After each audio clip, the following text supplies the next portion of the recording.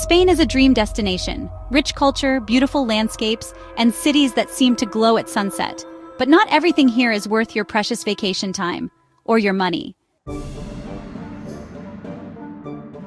Welcome back to Journeys of Peace. From overpriced tapas tours to overhyped landmarks, I've made the mistakes so you don't have to. These are the 5 tourist experiences in Spain I regret the most, and what you should do instead. Let's start with the tapas tours. Sounds fun, right? Small plates, a guide who knows the city, a little wine. The reality, most are overpriced, the portions are tiny, and you end up in places catering to tourists instead of locals.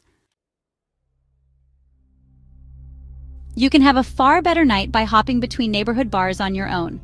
Order a drink, and in many parts of Spain, the tapas come free. More authentic, less expensive, and no herding around in a group. I thought I was being clever buying multi-day passes for attractions and sightseeing buses ahead of time. Spoiler, I wasn't. These can lock you into a rigid schedule and force you to rush from one attraction to the next to, get your money's worth. Worse, if weather changes or you simply want to slow down, you've already paid for experiences you might skip. Unless you're a marathon sightseer, buy tickets individually once you arrive. This one still stings. I visited Granada and Cordoba as separate stops instead of making Seville my base and doing day trips. It meant extra travel, hotel nights, and transportation costs, and less time enjoying Seville. And then came my Cordoba scam story. Outside the Mesquita, a gypsy woman stopped me. She told me my late grandmother had a message for me. She loved me, and the Virgin Mary and Saint Anne were watching over me. It was the feast day of Saint Anne, patron saint of grandmothers. And yes, my grandmother's 100th birthday had just passed while I was on the Camino. She gave me rosemary, then pointed to my purse. Somehow, it wasn't a friendly gesture, it was 50 euros, or I honestly don't know. Looking back, my grandmother would have told me to shout no and just walk away. Then to top it off, as I was in the elevator with my luggage heading down to the lobby to check out, the elevator just stopped and went out. It's one of those experiences everyone dreads. No lights, the emergency button does nothing, and nobody can hear me screaming. And it's getting hot. Fast.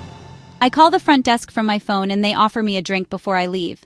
I wanted to scream, "No, just comp my whole bill and maybe I'll feel whole." But, elevator mishaps don't justify a free hotel stay. In Granada, I got lost using the bus system and ended up taking a taxi up to the Alhambra, twice.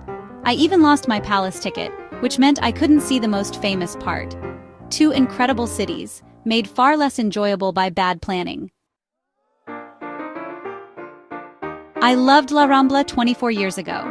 This time, overcrowded, overpriced, and crawling with aggressive vendors. In summer 2024, tourists were literally being sprayed with water guns during protests.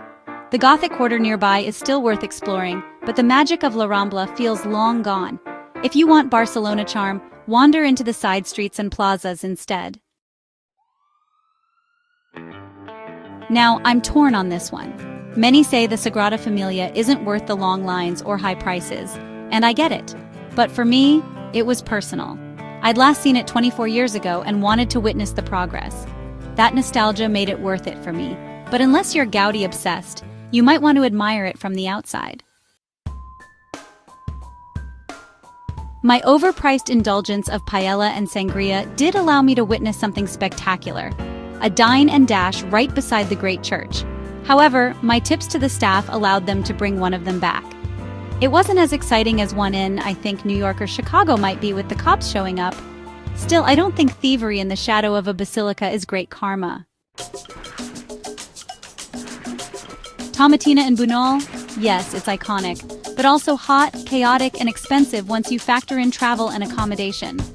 You'll be shoulder to shoulder with thousands of strangers, and honestly, the romance of a giant tomato fight fades pretty quickly. Same goes for touristy flamenco shows in Madrid's tablaos. High ticket prices, low authenticity. For a real experience, you should head to a small Andalusian club where locals go. The dancing there? Pure fire. I did go to one in Madrid on the evening before flying home, and honestly, I thought it was great, and it allowed me to take a last stroll through the Plaza del Sol before heading home. Spain is unforgettable, but only if you spend your time wisely. Avoid the hype, skip the traps, and seek out the local gems. You'll save money, dodge crowds, and make memories worth keeping. What's your biggest travel regret? Drop it in the comments. I read them all. And if you want more no-nonsense travel tips, make sure to subscribe so you don't waste a single vacation day. Bon voyage!